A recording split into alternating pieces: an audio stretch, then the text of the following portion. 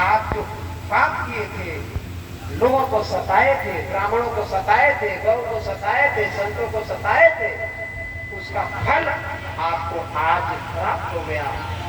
आप मारे गए। इधर कृष्ण और बलराम जी का, कृष्ण और बलराम उग्रसेन को मुक्त किए।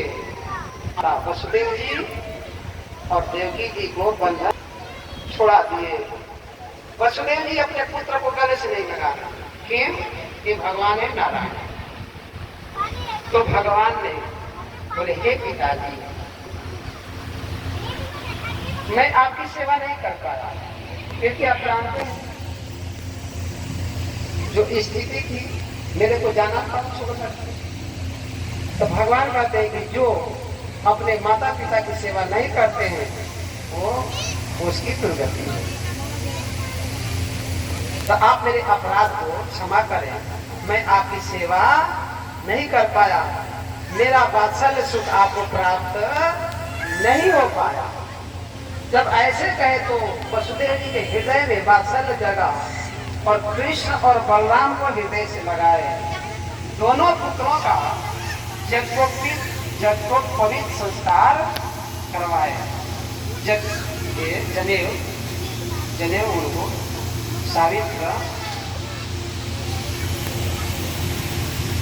सौक्र, सावित्र और दैत्य 3 जन्म होता है।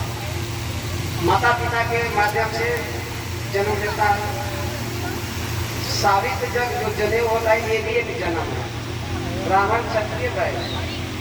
और दैत्य जन्म मतलब दीक्षा, जिसको कहते हैं ब्रह्म संबंध, भगवान से दीक्षा संबंध, जिसको कहते हैं दैत्य जन्म। 3 जन्म होते हैं। तो जनेऊ संस्कार आपको केवल विवाह संस्कार और अंत्येष्टि संस्कार यही रह गया है ना। नहीं तो गर्भाधान संस्कार है, पुंसवन संस्कार है, कर्णभेदन संस्कार है, चूड़ाकरण संस्कार है, ये सब संस्कार है ना। ऐसे 16 संस्कार होते हैं।